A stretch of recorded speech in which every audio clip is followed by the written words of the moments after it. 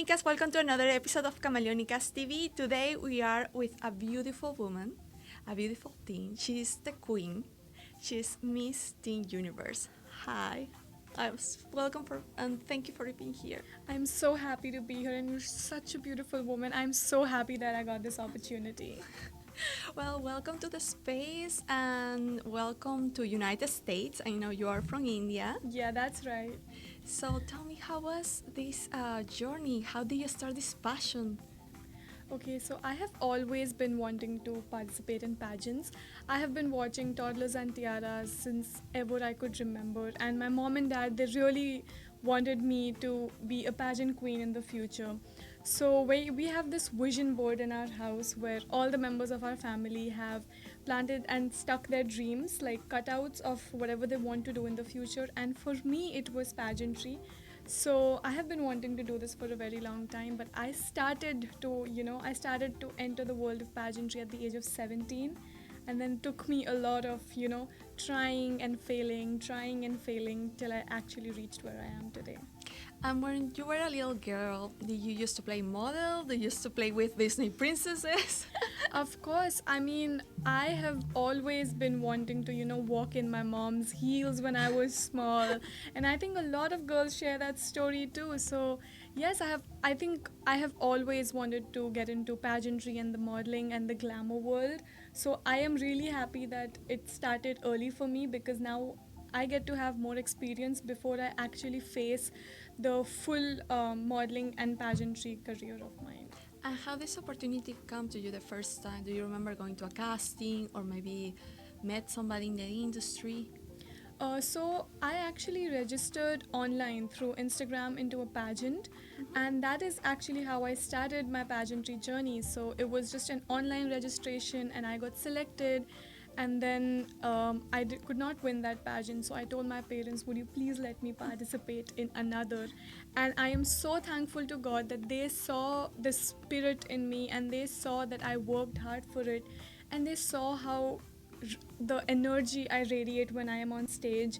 And I'm so grateful that they were on board when I asked them if I could participate in another pageant. And that's how I entered my national pageant, Miss Teen Diva. And I worked very hard. I got training from the Tiara Pageant Training Studio, and that's how I won my national title, and then I went on to represent my country, India, internationally. So what means working hard? Because also I have to say, for many teenagers, we know I'm not a teenager anymore, but there's a thing. They are looking their place in the world, so that they are having that journey. At the same time, they are dealing with many insecurities that is part of being a teenager. Don't get me wrong with that. But I feel like, as you said, working hard is a key to success. So for you, what that meant in that moment when you decide this is something I can do professionally? Okay, so the one thing that I really realized during my pageantry journey so far is things will not go as planned. So when I won my national title, I was supposed to represent India the same year in 2023. But at the end moment, I couldn't get my visa, and I could not represent India that year. And that's what it felt. It felt like my world had shattered. It felt like I have no way out of this, because I lost my chance to represent my country, and it was not even my fault. And it did shatter me for some days, but then Miss Teen Universe was very kind, and they told me that we are totally understand your plight and you can come in next year. And that hit a spot in me, and it made me work so much harder, because now that I went to represent my country in South Africa, I realized how underprepared I was last year as compared to what I am this year. So I did not waste one single day of the year that was given to me. Wow. I practiced, I trained again. I walked in heels for as long as I could. I got into a better shape for myself. I learned how to speak even better. Like, I practiced more and more. And I think that 1 year was maybe God's redirection, because He wanted me to realize what my own potential is before I represent India internationally. So what I mean by working hard is reach the potential that you want to see in yourself. The only competition in this world should be the version that you want to be, and the only competition that you should be facing is the person that you see when you look at a mirror. Nobody else should be, something you should be insecure of. Insecurities comes from within, and it is a very, very difficult job because I myself went through a lot of them. But what I realized in this journey so far is your insecurities are only known to you, and confidence can really, mask them. Nobody is going to know that you're insecure of something unless you tell them yourself. Yeah. So fighting with those insecurities, talking about them and getting over them is the only thing that you can do, and it will help you get into such a better position in life that you never even thought that you could have. That's something very mature to say. A really good Thank answer. you so much. Now I understand why they pick you. Thank you so much. Because also I feel that let's talk about the word beauty. What that means. Like people sometimes think that beauty comes in just one standard. Mm-hmm. I think that now diversity is the standard of beauty, and diversity means everything could come from any place around the world. For example, for me, my girl crush, is Deepika Padukone. Mm-hmm. I get you. Because that's somebody who I identify with, maybe the skin color, maybe, I don't know. There's something that makes me identify with her that I think she's gorgeous. But I feel that sometimes in beauty pageants, there is that thing that for many years it happened, that there was just one standard. And if you come even for a place like Miami, they are now, if you go to any place, you will see in any fashion show, many girls are just under one standard. But when I see a beauty like yours, I see she's coming here for breaking the rules. Mm-hmm. So how was that journey of beauty for you? How was your idea of beauty, and if it has transformed through the years? So you are right about that beauty has always had standards, okay? But I truly feel like our world is changing. I truly feel like our generation is more accepting. They don't name it as flaws, they name it as the diverse features one has. So this replacement of thoughts, I think, is such a good thing that is happening nowadays. Pageantry is diverse. You can see winners who don't fit a weight criteria or a height criteria anymore. And honestly, Miss Teen Universe is a brand that actually, it amplifies what, beauty standards does not mean. Miss Teen Universe does not have a beauty standard. And so doesn't a lot of pageants nowadays. We don't look at anything other than what you are from the inside. I think people have started to actually realize that beauty comes from within.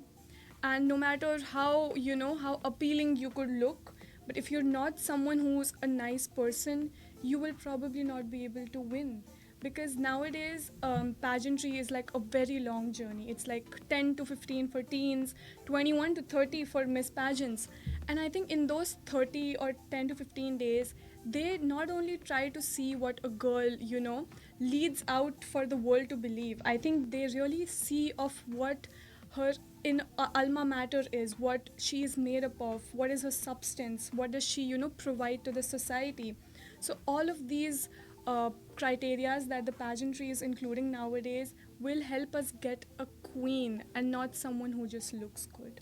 So I think that one change in pageantry, and the one thing in pageantry that has been amplified a lot, was so important, and I'm so happy that I will be participating in an era where people are actually choosing inner beauty over outer standard beauty.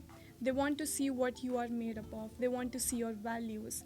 They want to see if you speak from your heart. They want to see, can your words touch other people's words. They want to see if your words hold a weight, and they want to see if you are what you say that you are to be. So I think that change in beauty standards was very important, and it has finally happened. So nowadays we are just looking for someone who is beautiful inside out, because we all know at the end of the day beauty will fade, but what will remain is the impact you've had on people. Wow. Nice words. Thank you so much. So tell me a little about yourself. When you have worked all this year long, what have been the most challenging part of working as a beauty queen? I think it definitely has to be the part where I couldn't go to my pageant because let me tell you, when you are all set to, represent your country, and I come from an army background, okay, so my whole entire childhood has just been my father fighting for our country, and, my childhood filled with patriotism. So an army daughter finally gets a chance to represent her country, and then at the end moment she doesn't get to go. And the most challenging part of it was that I could see the pageant happening live right in front of me. And I saw a video where it was a sashing ceremony and they were sliding through the videos of all the sashes, and I saw the sash of India. Oh, And I just know that I am not there for it. So I think those 10 days were the most challenging part of it. But I did not let myself weep over it for long. I started to concentrate on more important things like me getting a chance next year. Okay, so I think it is very human to go through emotions. yeah. But I think it is more important if you're going through something, try to go through it. Like fully go through it. Do not stop yourself from going through grief. I think going through grief is the only way that you can get past it. So I cry it out, and I cry it out until I cannot anymore. And then from the next day, I just start afresh.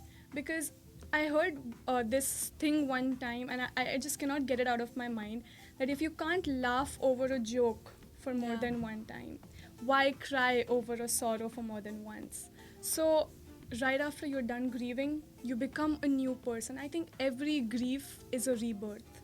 And as soon as you have a rebirth, you have a new motive.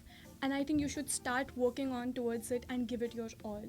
I have had missed opportunities in my life even after I won the title. But what keeps me going on is that I am grateful because, trust me, this title is something that I have asked for in every 11/11 wish, every eyelash that fell on. Yes, I am a little superstitious like that. So this has been my dream. So for what I try to do is get over the grief and try to become a new person for new opportunities. And you will always get what you want in life like that. So for you, after this process ends, what are going to be your next steps, or what motivates you to keep in this industry? What are your next goals? So that is a tricky question because I am a person who believes that you should just go on with your life and see where it takes you. But the one thing that is going to keep me in this industry is that when you work hard for so long and you have failures and redirections, and then you finally get some reward, it keeps you going on that track. So I think Miss Teen Universe has given me such good opportunities and such good exposure, traveling experiences and meeting new people and whatnot. So I think this industry is something that I have been wanting to come in for like as long as I can remember. I just knew ever since I was a child, I knew I had to do modeling, I knew I had to do pageantry, and I knew I had to do acting. So I think I'm going to explore more areas and let's see what happens in the future. That's incredible because I feel like sometimes in this industry they said, oh, the queen ends in 2000, in this case 25, late 25, and many people said that's it, it's over. But I think no, it's not over. Actually, it opens you doors. If you really think about it, is if you are smart enough, it gives you a lot of opportunities in That's this right. life. Because we have had queens, okay, like who did not want to continue anything related to the pageantry field or something because they had something else in their mind that they wanted to achieve. Maybe someone wanted to become a doctor, maybe someone wanted to become an engineer. But I really believe what's important is after you win or don't win or whatever it is for you in your life, it is important for you to achieve the dreams that you want to see yourself in. For me, it's this. For somebody else, it could be something totally, away from the glamour industry, and that is completely fine as long as you're getting what you want in your life. And for your family, for your parents, for your friends, have they noticed the difference? Okay, so they definitely have because pageantry, it doesn't just introduce you to new people or gives you more opportunities. It brings you a lot of inner change as well. I just know that I have such increased amount of patience now. I am more humble. I have tried to become more kind towards the society, and these are the changes that were important. And I really think that I have been changing and evolving even after winning my title, and I am always going to keep evolving, but I will always be the person that I am, but I will keep improving myself because I always feel like there is always scope of improvement. Well, what I feel sometimes happens in the industry, we see a lot of models who are beautiful, but you have to work hard, you have to improve yourself, you have to work through the idea that this is a business that it can stop, but if you also make it stop, like if you don't, push harder, things will may eventually pause, but it comes to you to actually go to the next step. So for you, what would you tell those girls who thinks that maybe getting a crown that's the top and then they don't try anything else? Okay, so I think there is one thing that I would like to tell them is that hard work beats talent when talent doesn't work hard. So you must think that she's more talented than I am, but if you are working hard than she is, you probably might as well get it. Because trust me, getting a second chance is something not everybody else gets. And it was probably the most magical redirection I have had in my life. But if I would have just slept on it and I would not have worked hard, I do not think that I would have gotten my way to the crown. So, even if you think the other person is better than you, first of all, you should really not think like that because everyone is better in their own ways and there is no comparison into individuals whatsoever. But hard work will take you places you never even dreamt you could be in. You should always trust the process because it could be a bumpy road, but it will always lead you to where you're going. So the way to the crown is to be your own self, to hold on to that individuality, to work hard, and to never give up.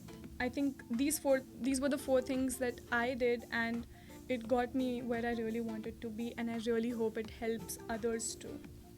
It's interesting because I feel, and maybe you feel it too, from from a teenager to a woman, that sometimes women are very competitive. Mm-hmm. And do you feel that's a plus, or is there any way we can evolve that, or the industry is getting tired of that competition between women? Or how do you feel about that? Okay, so I really believe that competition, like being competitive, is totally fine. But nowadays, I feel I have not personally experienced it because I had the sweetest contestants in my international pageant. Like, you could see that all of us were competitive, but we never let that become unkind. We were always kind to one another. We knew that we were competing, but we never let that, take away from the essence of pageantry and sisterhood.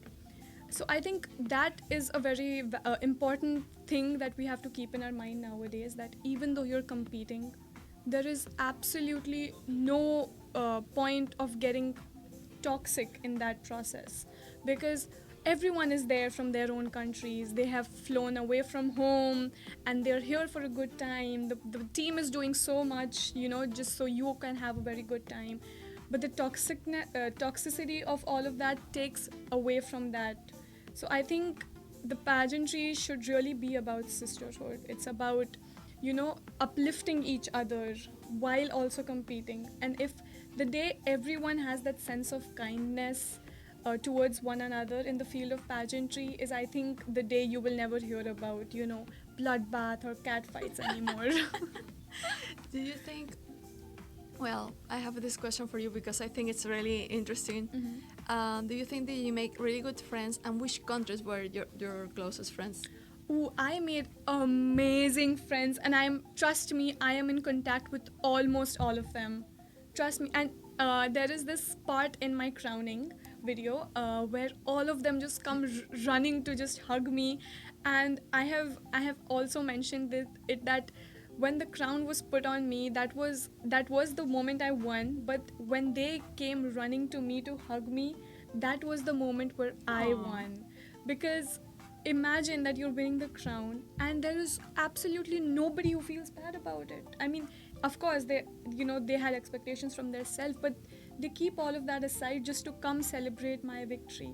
And I have never felt that in my entire life, and that was a moment that I'm probably going to cherish forever. So I have had good relations with almost everyone from my pageant, but I think the closest ones would be Cuba, Puerto Rico, UK, Netherlands, and there are many more. I just do not remember in the top of my head, but like they were amazing contestants. I almost felt like we were all like on a very very long sleepover for those 10 days. It was that easy. And how do you feel learning from them, or did you teach them something from your culture? How was that exchange? Because I also feel that you learn a lot from other cultures when you are living with them in some, like a contest or like a workshop. So how was that? That is so true, and that was one part I was the most excited about in my international pageant. There were two events where you could really tell that everyone is representing their culture. The one was the souvenir exchange, where everyone brings something from their own culture, and they distribute it to everyone. And I have all of those souvenirs at my house, and I am like not even letting anyone touch them, because what if you break it? And the second thing was the talent round. A lot of the contestants tried to bring a talent round, something that belongs to their home, their culture. And I think that round was one of the most beautiful rounds. And of course, there was a national costume.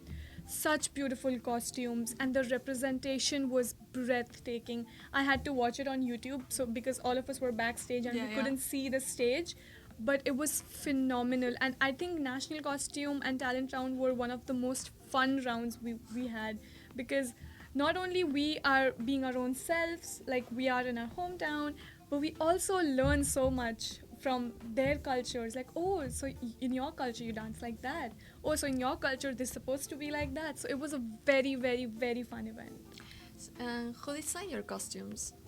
Okay, so my national costume was actually from. It's a dance form that is done in Odisha, Jharkhand area of India, and we actually got that made from the local artisans.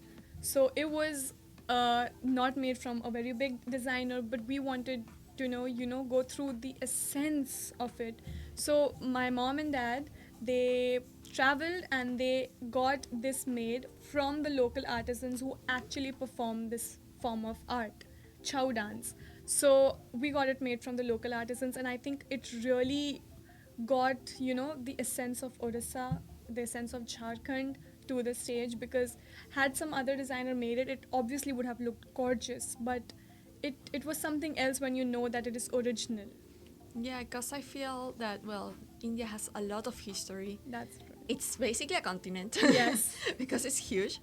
And it has different regions with different costumes. So, yeah, it's difficult for somebody who is a foreigner to actually customize something especially designed from India, that have to be real and have to respect some traditions. That's you know? right.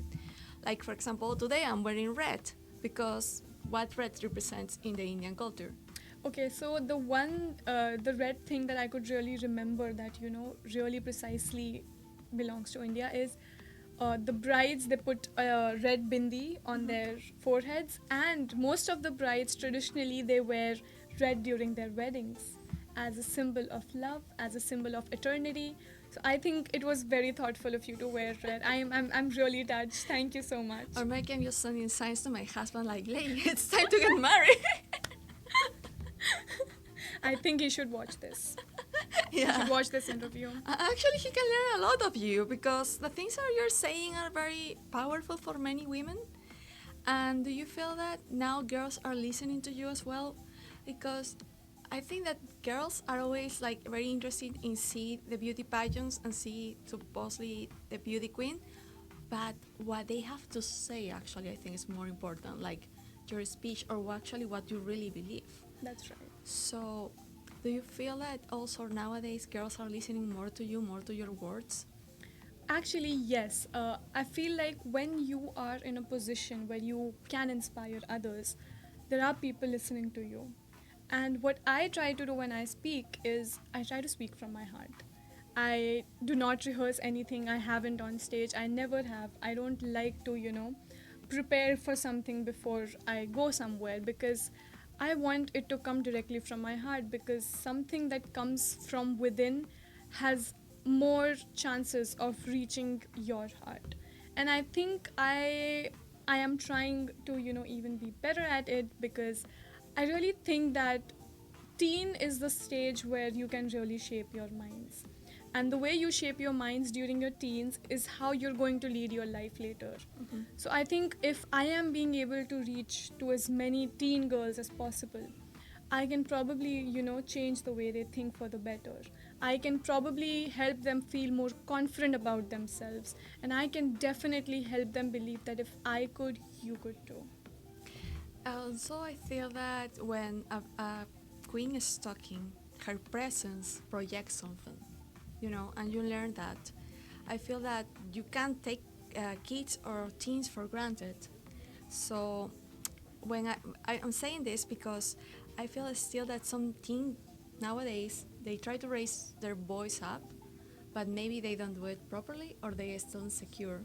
So what tips have you learned that makes you help in your security to project and to talk and even talk to adults? Because also in this industry you have to talk a lot of adults who will say, oh, maybe she's too young. So how you convince them? Okay, I think the one way to actually convince them is to actually bring out experiences when you talk.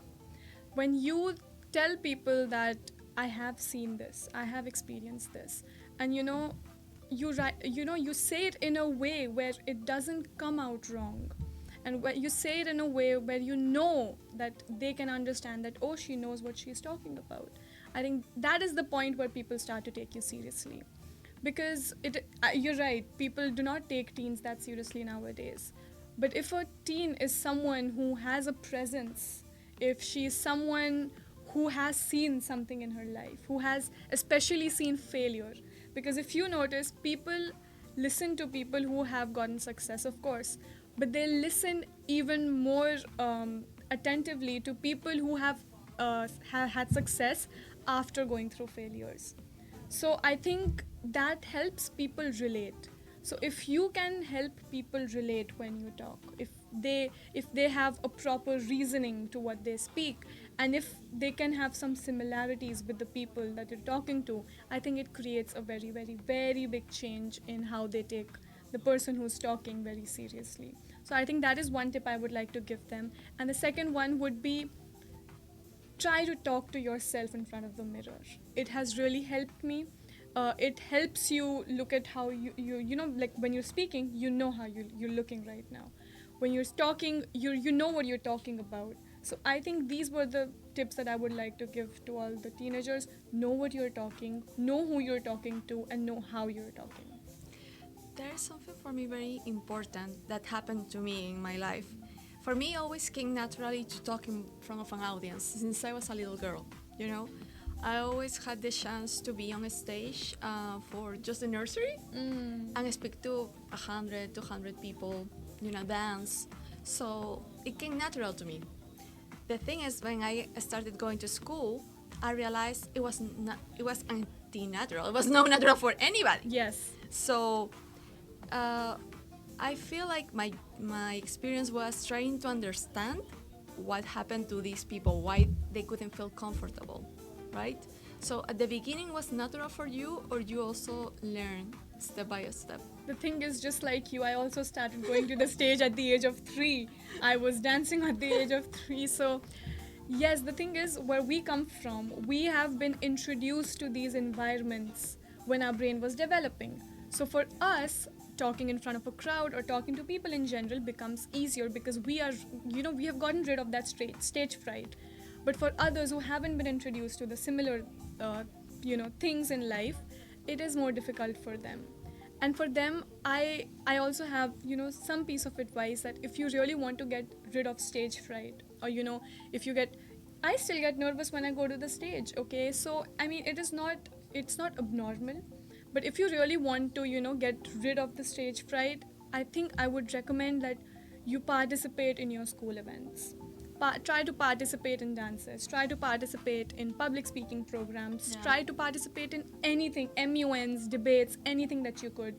Because the more that you get used to speak in front of the audience, the more that stage fright leaves your body.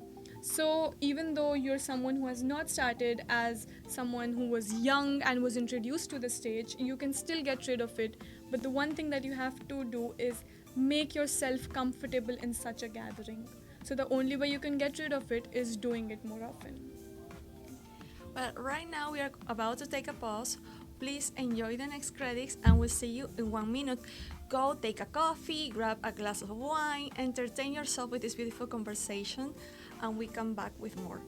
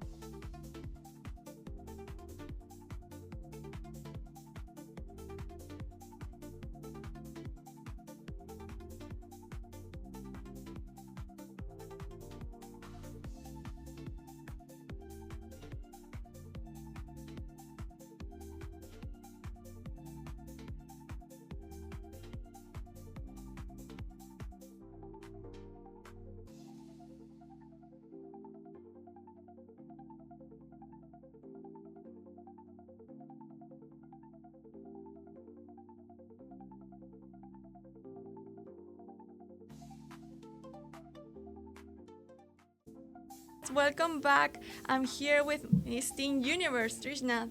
Well, thank you for not leaving. I hope you're enjoying the questions. I absolutely am. So, let's grab more. Are you ready for more? Absolutely. Okay. So, tell us, in the last 5 years, okay, since you started this career, more or less, right? 3. 3 years. Yeah. Okay, 3 years. What do you feel was your own evolution as a person who has to adapt to the world? Because one thing is, you are from your own country, your own costumes, but how you now adapt to be a queen that actually serves for the world, especially with all the things going on, because this world is nuts. Okay, so I think that quality of adaptability in me has not just come from pageantry. In fact, it has come from the fact that my father serves the army, so we have to keep moving every 2 years. Oh, wow. So it's been a different school every 2 years, a different place to live every 2 years, different friends every 2 years. So I think that somehow has prepared me to come to the field of pageantry, because I can adapt to my environment, circumstances, and situations very easily. I can really just blend in with people. Because, when you move every 2 years, you have to meet a lot of new people who come from very different ethnicities, very different backgrounds. So I think that part of moving prepared me for this part of moving, like just moving continents and countries. So I think that has really, really helped me shape the way I am. And it helps me blend in with people better, it helps me talk to them better, it helps me understand newer perspectives and point of views in life.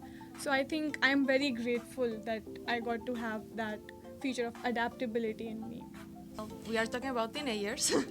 So teenagers in general are looking for that place in the world, right? Many of them feels like underdogs, feels like they can adapt. Some of them think that the world has to adapt to them, which is actually a little bit harder if you try that. Don't try that. Yeah. Try to adapt to the world. But what will you tell them? Like, what tools or tips helped you to make those times where you have to move easier for you? Honestly, I think the one thing that really helped me move was the fact that I was an extrovert. I always have been an extrovert. Well, that changed over time. Now I'm sort of an ambivert. I blend into situations now and I just stay dormant whenever I can. But I think a person should have two sides. That is the only way you can survive the cruelty of the world. One side is the one you have to show the world. okay, and the one side that remains with you and your close ones. And I think that one side which of yours is a little insane that you have for yourself, it actually helps keep you sane in your life. So I think everyone should have two sides. It helps them, not lose their true self, but also adapt to changes while remaining, the essence of what they were as a person. And for me, I feel like also sometimes people, as you said, a world could be cruel more than people. I think the world in general, because I don't want to think or point fingers. But for teenagers, I think that part they need to listen sometimes, and as you said, you learn to be more neutral. Let's say, Yes. right? The word. So, is there any beauty queen? I would like to say beauty queen or pageant queen. Also, tools for example, the diplomacy. Talk to in a more formal environment, because I feel like those tools that we don't learn in a school, unfortunately, actually helps you a lot in life. Mm-hmm. I don't want to get into politics, but it happened to me. I have an anecdote about that. That once I have to, as a blogger, actually a blogger of Camaleónicas, I was invited to be in an official event. And seriously, I was not sympathized with the person in charge in that moment. But I had to shake hands. I had to look and smile for the picture. And actually, that just doing that, even to shut my mouth, was something that helped me to be educated, to get more opportunities in my environment, just to go to that specific event. So for those kids who actually sometimes are a little rebellious, what would you say? What tools have you learned now in your experience that helped you actually be more neutral in several situations in life?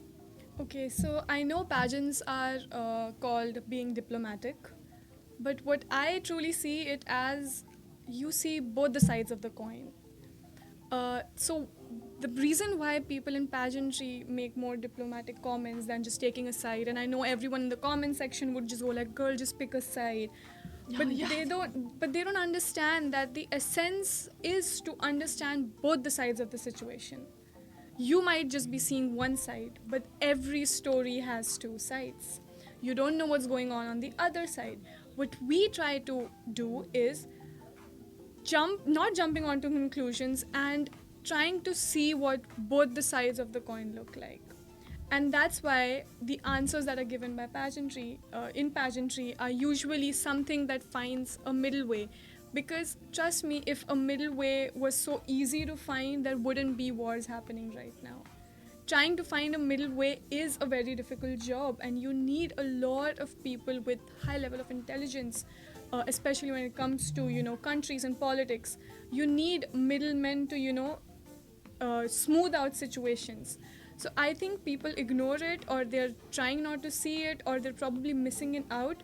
But what we try to do in pageantry is we try to see all the perspectives. We try to empathize by people from both the parties, because they must have done something because of the situations that they were in. And that is how you actually stay neutral. That is the essence of staying neutral, is to see both the sides of the situation.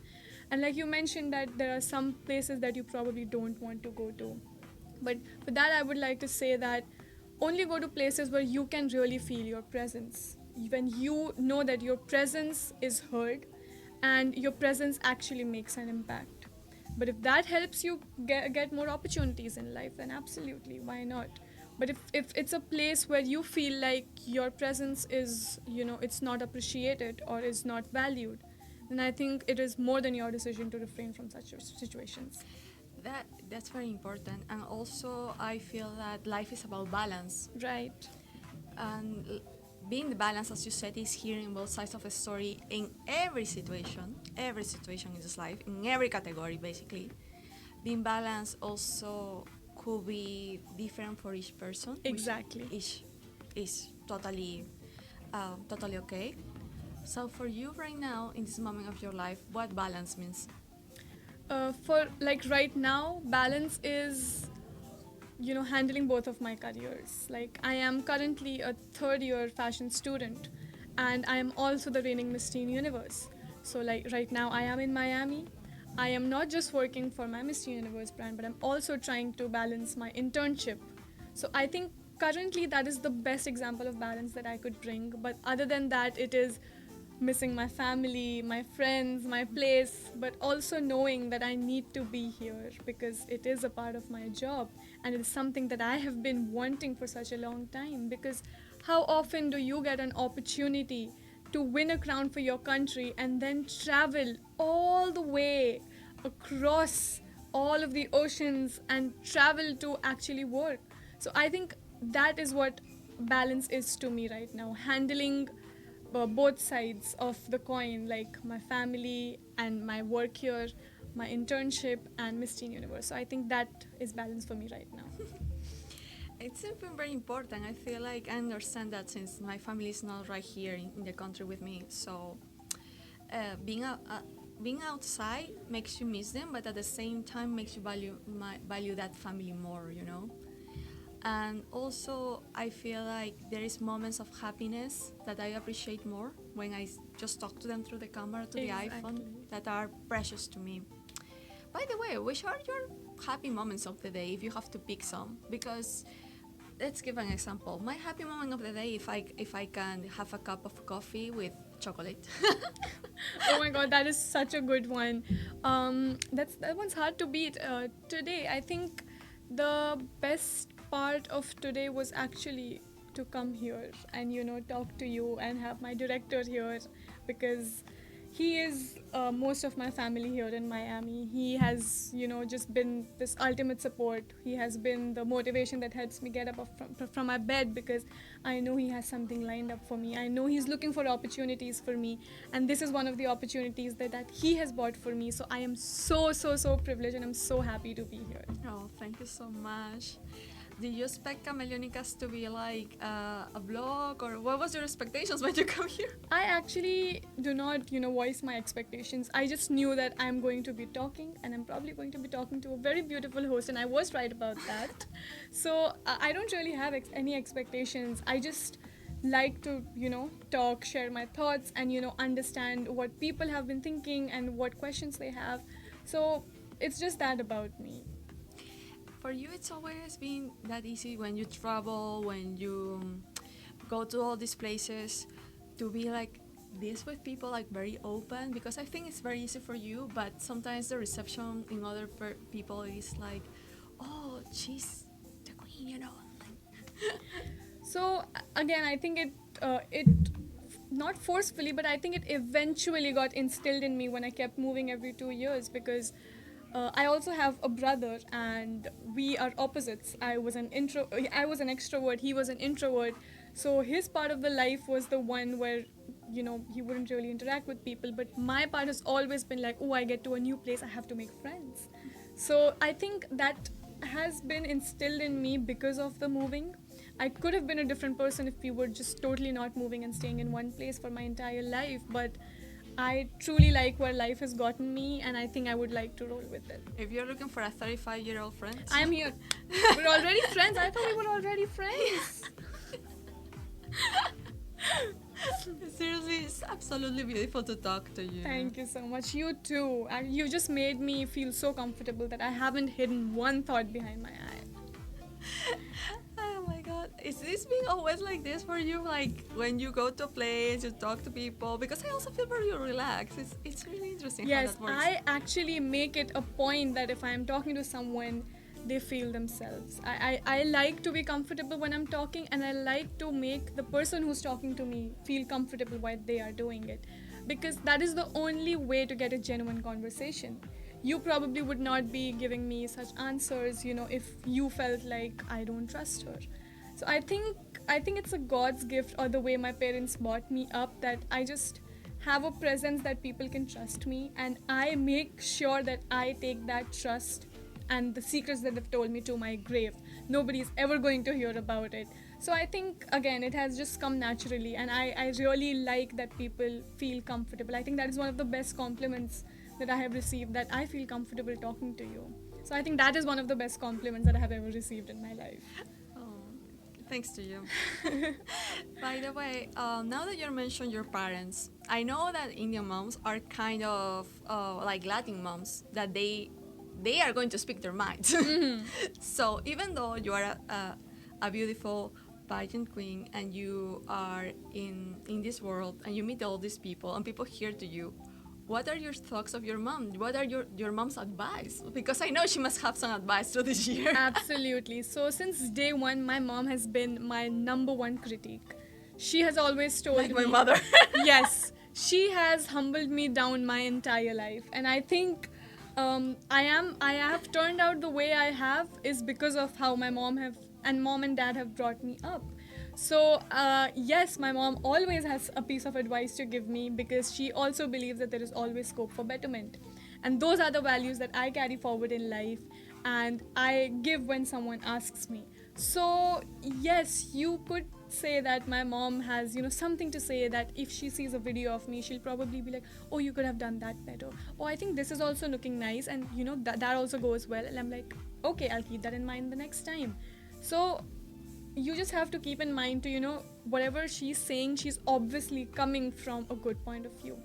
So you have to keep that in your mind and just learn and try to inculcate whatever she's saying to what you're doing, which helps me at least become better every day. So yes, guys, listen to your mothers. In your inner circle of women, how do you feel about the inspiration, what they bring to you? The women in my life? Yes. Okay, so I have incredible women in my life, like incredible women in my life, starting with my mother, my sisters, my friends who have supported me through and throughout, even though I might have met them like 2 years ago or just 4 years ago, but they have been a crucial part of my life. And then the one other very, very important woman in my life is my coach. She saw the potential in me when I couldn't have seen it. So I think these are the people who have not just inspired me to do better every day, they have motivated me to become a better person, and they have pushed me to a potential that I didn't even know I had in myself. So I think it is very, very important for you to keep such women in your life who have no ill feelings for you, who only have, well-being, and they just keep pushing you and keep motivating you to do better in life. And I think it is very important, and everyone should find these women in their life and then just keep them with themselves forever. Who was your coach? Oh, my coach is Ritika Ramtri, ma'am.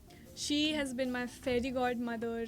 She was the one who, helped me get out of the phase when I couldn't go to the pageant. She was the one who trained me for my nationals and my international pageants. And just that my training studio is her house, and whenever I go back, it just feels like I'm back home. And she has just brought such immense change in me, in the way I talk, in the way I carry myself, in the way I walk, in the way I create a presence.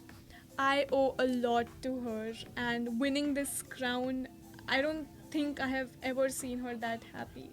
I think coach are very important. They are the make or the break moment in your life. And there was any advice she gave you that you found challenging or more difficult to follow in any point? Because sometimes I feel like when they are coaching you, of course they work your inner self. So you will see that they actually are working with you. Maybe you don't notice at first sight, but they are working what you have in mind. And of course, working with your inner self could also be very challenging, So for you, there was any advice she gave you that at some point you said, no, I can't do it, and she tried and pushed you and convinced you, no, you're able to do it? Okay, so whenever my coach thought that I am not reaching my full potential, so the one thing common between me and my coach is that we both come from army backgrounds. So the one thing that she told me every time that she thought that I was not reaching my full potential is that you have to make your dad proud. He has done everything for you. He has invested so much for you, his time, his energy, financially, and you have to do your best. So of course there were times during the training where you feel like, I think this expectation is unreal. I think I will never reach it. I think what the coach is asking for me to do is too much. But then when you actually start working on it, you realize that she was right. She was right in what she was saying. I actually can do much better than what I thought was my finish point was just the beginning. So, yes, of course, you won't always agree with your coach, but they are not here to, say what you want to hear. They are here to say what you don't want to hear, what you were fearing to hear. And they are here to tell you what is, what else you could improve rather than what is good in you already and you already know of it. So I think having a good coach in your life either makes your life or totally breaks your life. So it is really, really, really important to find a good coach. And I am so grateful to God that I found Ritika ma'am. How you learn to grab or to connect with the right people? Because again, as generally most young people, they try to, expand their social life, do new activities, and sometimes kids. I like to say teenagers, kids because I'm old, but It's okay.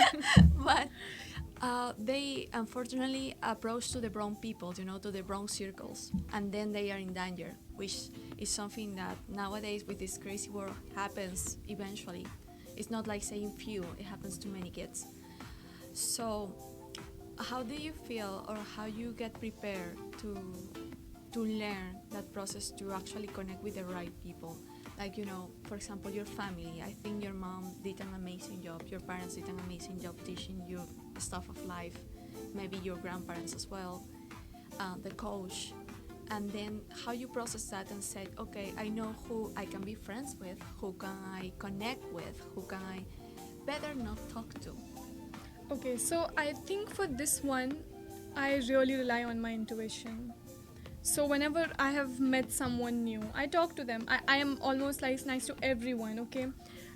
I usually respond to energies. If I feel like this person I'm not connecting on a very spiritual level, or maybe our ideologies are not matching as much as they should, that is when I share mine. Because I have this theory where I talk to everyone, but you might become my friend very much later in life, because I have very few friends, and those are the friends who have helped me reach where I am today. I think teenagers right now do not need to, they really have to know that they can take time in making decisions. You have all the time in the world to make decisions. You don't have to rush to make connections. You don't have to rush to make friends, because the relationships that you've had, which you cannot change, like relationships with your family, is something that you cannot change. You did not have an option to. But when you do have an option, because having friends is totally up to you, the ones you choose is totally up to you. So I think really take your time in making friends. Do not share everything right at the point. Sometimes you might feel very intuitively, nice about someone, but if you feel that this person is probably not right, give them some more time. If they change your mind, then make them your friend, but if they don't, then steer clear out of it. And the one thing that I really, really make sure I do is keep my private life very, very, very personal and private. I do not share much about my life on social media or anywhere else. It's almost always just work or university. And I do plan on keeping that as long as I can. Even in the future, I would like to keep my personal life private. And I totally respect when others do that too. I was going to ask you about that. How do you feel after you won the crown? Like, there was a difference in social media for you? Yes, there was definitely a difference in social media with pageant pages, just commenting that our queen made it, because everyone in India was so happy because I was the first winner, not just from India, but I was the first Miss Teen Universe from the entire continent of Asia. I was the first non-Latina queen, actually. The first non-Spanish queen. So I think everyone in my country was overjoyed. I had thousands of DMs and comments congratulating me, and I'm so, so, so grateful for all of that. But again, nothing really changed in my private life, because the people who were close to me, why they should never have a change in their behavior whatsoever achievement I have in my life, because they're the people who are going to stay the same with me. Nothing will change in their behavior even if I achieve anything, and that's how I like things to be. Because people who change, their perspective or their reaction towards you are the ones who are probably not that close to you. Because would you expect your mom to be like, oh, Miss Teen Universe, come eat your food. No, she's just gonna be like, come eat your food. It's on the table, it's gonna get cold. So I think there was not much change in my personal life, and I would have preferred it no other way. But professionally, yes, there were a lot of changes. I was doing more work. Professionally, there was, a lot going on. But in my very, very private, tiny little circle, everything remained the same, exactly how I wanted it to be. My real career is digital strategies of communications for social media. Okay. So I've been in this business for 17 years. Wow, that's a very long time. Yeah, I started very young when I was 18. And I have to say, I can't be more satisfied with your answer because that's why I always try to teach people in general, not just kids, not just teenagers, not just parents who now kids born in social media. I tell them, let's keep it real, but real for yourself, not for, the exposition in general. Because one thing is the profile you may have, as Miss Teen Universe, and that's great, and that's also your role, and it's part of your job. But then your life is your life, and it should be the most sacred thing in this world.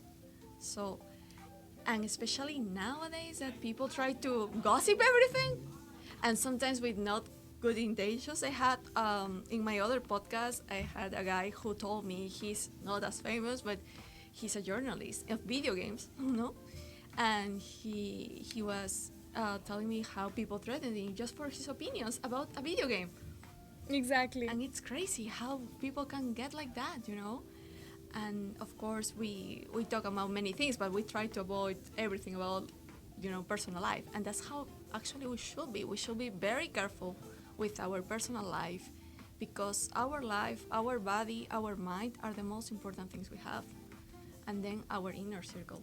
If I have gotten this fame because of something, that something is what should be talked about.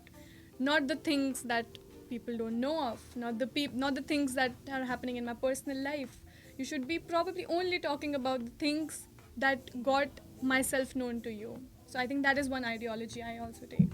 Oh, guys, this has been seriously a pleasure to be here, share this moment with you. It's amazing. You're a beautiful queen. Thank you so much. You're so beautiful yourself. I loved talking to you. You see, I'm very blush. I'm beautiful. Tell me one last thing. Where can we find you in social media? Of course, it's the public part. So on Instagram, I go by Trishna___Ray. I'm also on Facebook by the name of Trishna Ray, and I have also opened my YouTube channel. I also go by Trishna Ray there. Perfect. Any final words you want to say to the people that you're listening to us today? Absolutely. Please stay true to yourself because you are the only person who can change your life. Nobody else can do it for you. Thank you so much for being here, and thank you so much for being part of this. See you in the next episode.